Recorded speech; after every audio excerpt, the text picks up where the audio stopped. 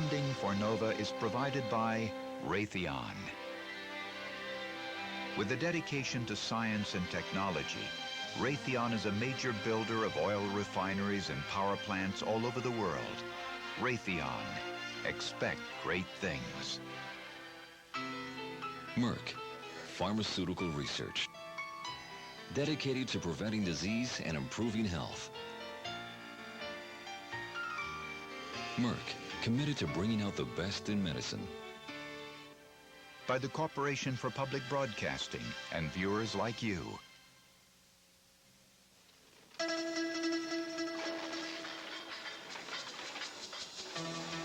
They're riding the world's tallest roller coaster.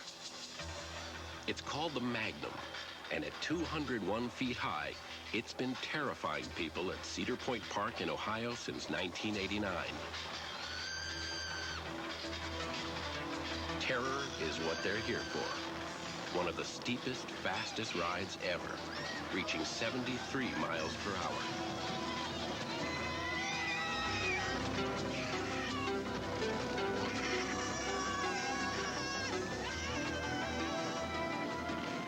It cost $8 million to build the Magnum, but it was worth every penny. Gate attendance jumped 18% after it opened. When it comes to stomach-wrenching, scream-inducing thrills, we just can't seem to get enough.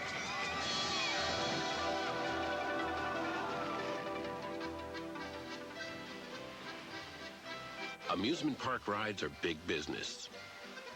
In Williamsburg, Virginia, Busch Gardens attracts over 2 million visitors a year at more than $25 a ticket. The park is designed as a group of quaint 17th century European villages, American style. It's geared around families with the usual complement of wet rides and swinging rides and spinning rides. But the most popular attractions here are the coasters, all designed by the same man who created the Magnum. Ron Toomer is the undisputed king of roller coaster design.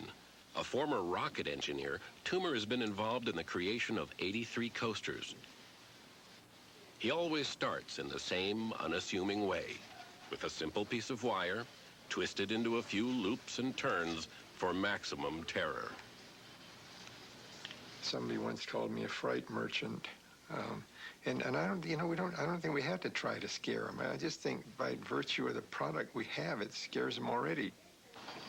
When you come over the top of the lift and you look, a couple of 100 feet down in front of you, that's enough to scare anybody.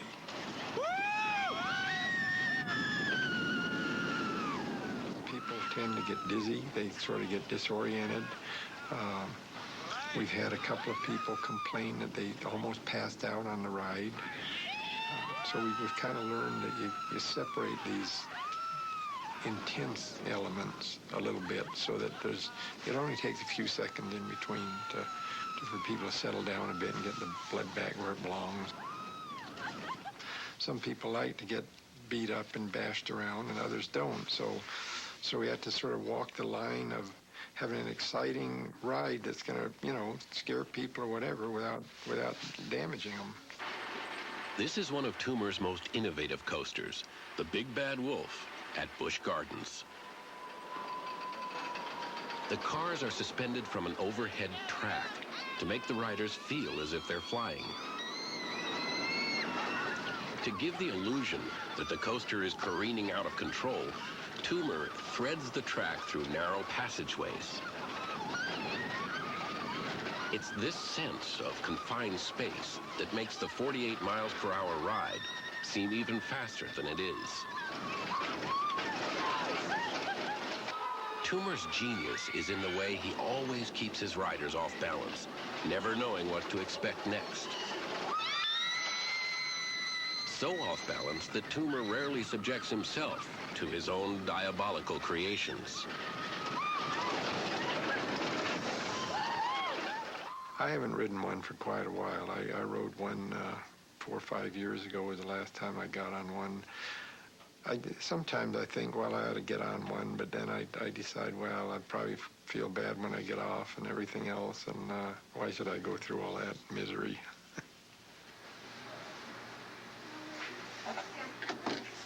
Prone to motion sickness since he was a child, Toomer is more than happy to stick to the drawing board. He sketches each coaster by hand, leaving the detailed computations and computer simulations to his team of 12 engineers.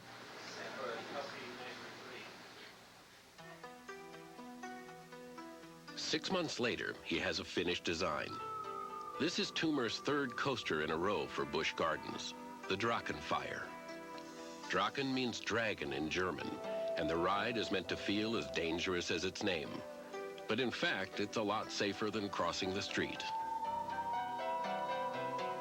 Computer technology allows designers to calculate precisely the effects of high speed and sudden force on passengers, the cars, and the structure.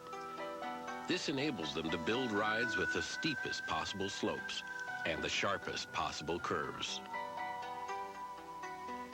They also put computer sensors and pneumatic brakes along the tracks. If the cars are going too fast, the brakes will slow them down automatically.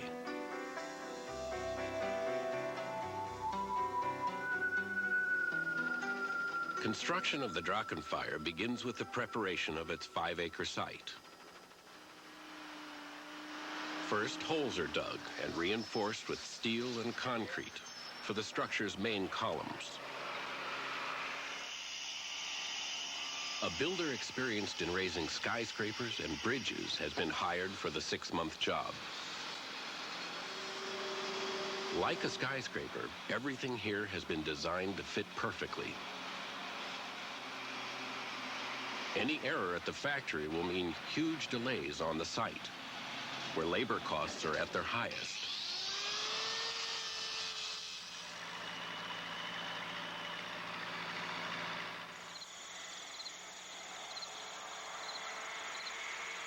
After the structure is raised, the track arrives from Utah, where it was manufactured in 100 sections.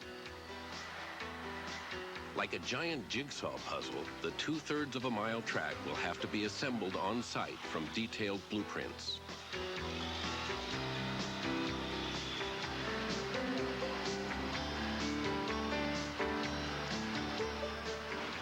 The raising of the last and highest piece of track marks the traditional topping off ceremony. But there's still a lot to be done. Critical parts must be checked and rechecked. Some have even been x-rayed and submitted to stress tests.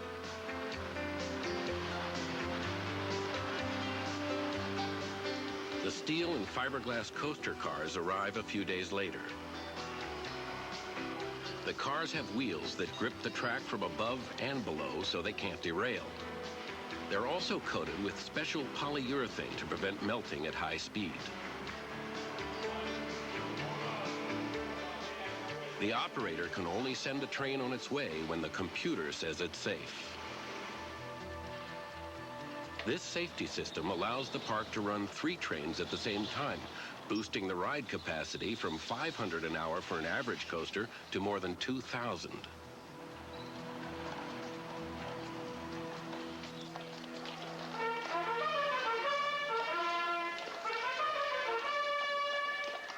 In April, the ride finally opens with great fanfare. The park even hires comedian Dana Carvey to entertain the crowd with his Arnold Schwarzenegger imitation. Don't be frightened. Everything you see here is real. There's no magic trick, no roller coaster, just human pompadour. Go home. The park is closed. The public is waiting. Well, little music, something, anything. Anything. Jazz, something.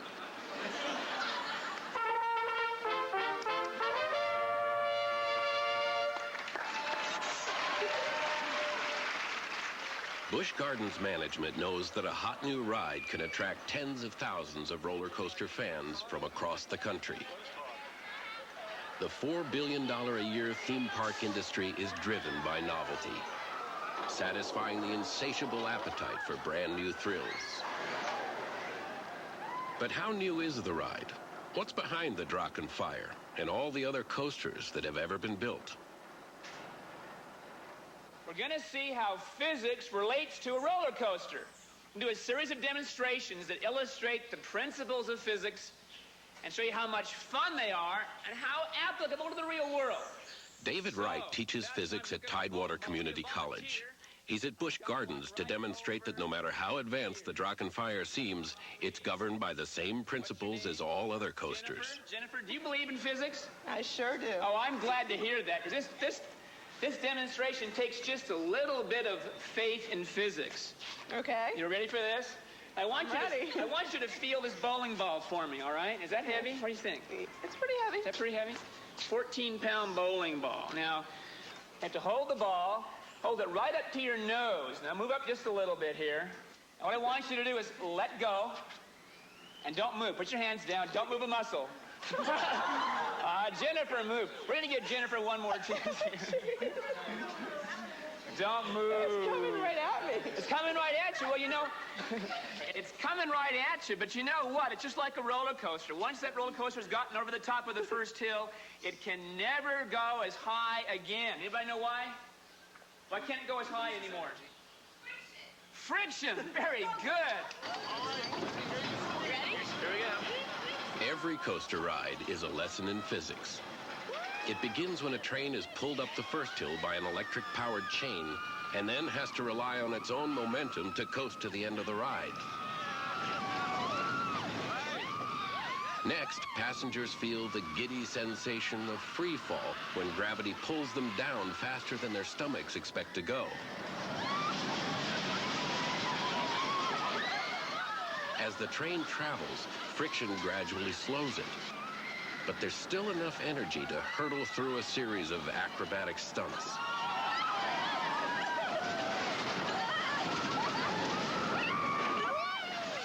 The turns in the track are made progressively tighter, so the passengers continue to feel accelerating forces, even though their speed is actually decreasing. But the lesson in physics doesn't stop here. When the riders enter a loop, they experience another force that can literally take their breath away. One of the most important principles in force on a roller coaster is that it's centripetal force. Y'all know what centripetal force is? Yes. How many know? Oh, about half of you. Let's find out. This glass of water, what does this glass of water have to do with centripetal force anyway? Let's find out. We have Arvin back here. Has a board attached with some strings and places this cup of water, regular water, on the board. And all Arvin has to do is take that cup of water and swing it around his head just like this. And if you have enough belief in physics and centripetal force, you know it can't possibly come off. Right, Arvin? All right, Arvin, let's see if you make it over the top. Who thinks Arvin can make it? 1, 2, about 5. All right, Arvin's building up his confidence now. All right, go for it. Over the top. Now, do you know how to stop? Whoa! Well, one of the important things about centripetal force is the fact that if you go really, really fast, it's obviously going to stay on. All right? And what happens is the board pushes up on the cup, and what happens? The cup pushes on the board. Cup pushes back on the board, and their two are pressed together. That's called Newton's third law, action and reaction. So on a roller coaster, you get into a loop like the corkscrew on the Drachenfeier. When you get into the corkscrew at the very top, what's happening is the track is pushing which way? Down. And you are pushing up on the track. Well, that's strange. You're being pressed into your seat even though you're upside down. Did y'all feel upside down when you're upside down? Did you ever leave your seat? You never left your seat. The same as the cup never leaves the board.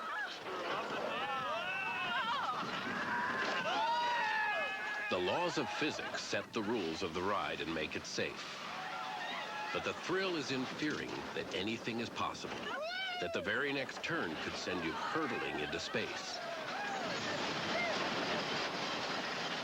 After the ride's built, then you really get a handle on what the ride's all about by going out there. And the two places that and in fact, the best place I like to wait is after they get off the ride. And you can see if there's a lot of agitation in the line, then you got to believe that you got a good thing going for it.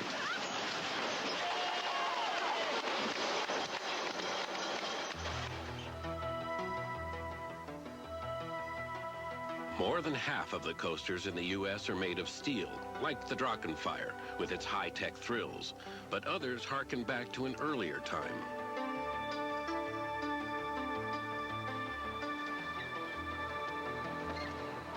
The Grizzly at Paramount's King's Dominion in Virginia is a modern coaster that just looks old. Each morning, a worker spends as much as 2 hours inspecting the track and hammering down loose nails, just as his predecessors would have done a century ago.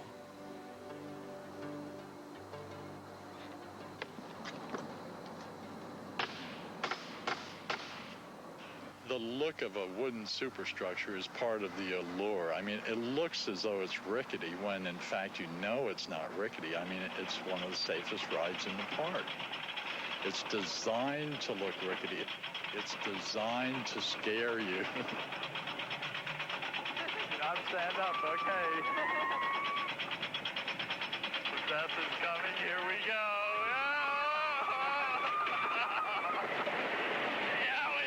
I think the Grizzly is living proof, as it were, that a coaster does not have to be higher or faster to be an outstanding ride. The lift hill is under 90 feet. But once you go around that first turn into the second drop, all hell breaks loose.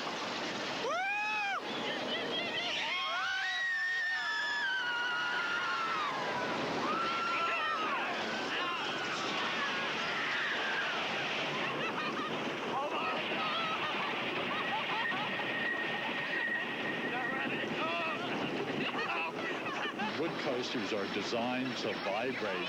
Some people think that they shimmy and shake too much, but actually they're designed that to expend all the energy that is in the train.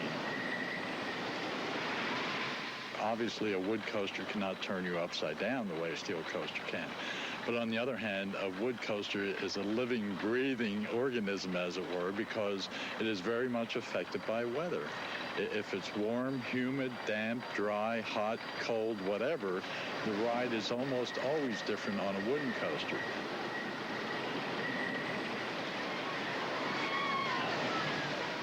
There is no end to the search for the perfect ride.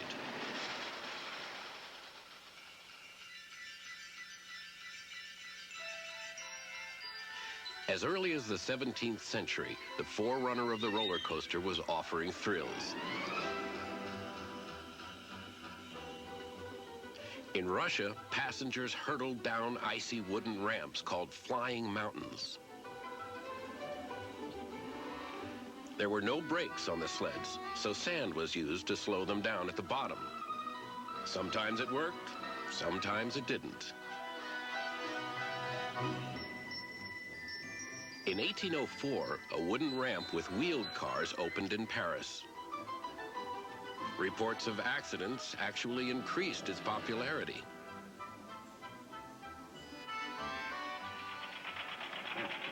Some 70 years later, the idea of a ride on tracks was conceived in the United States. This switchback railroad in Pennsylvania coal country was turned into a roller coaster of sorts when the coal ran out. By 1873, 35,000 tourists were riding it each year.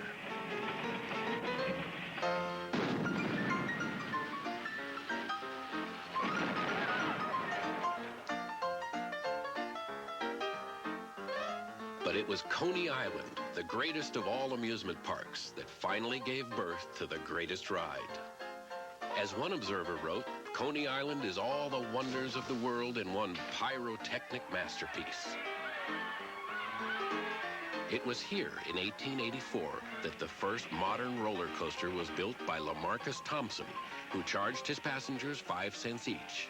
It was an immediate sensation. Over the next few decades, Thompson and his competitors improved their coasters. with steeper drops and new safety devices like under-track wheels and the automatic lap bar. But sometimes they underestimated the principles of physics. The infamous flip-flap snapped some of its passengers' necks and soon went out of business.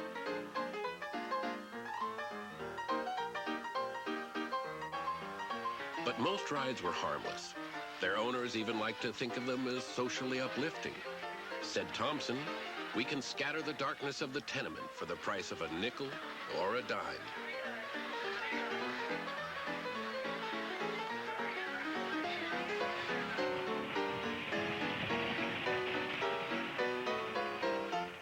And yet there was another side to Coney that led the New York Times to call it Sodom by the Sea.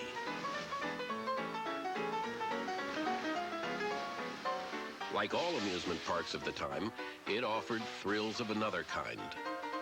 Its primary customers were single adults, not families with children.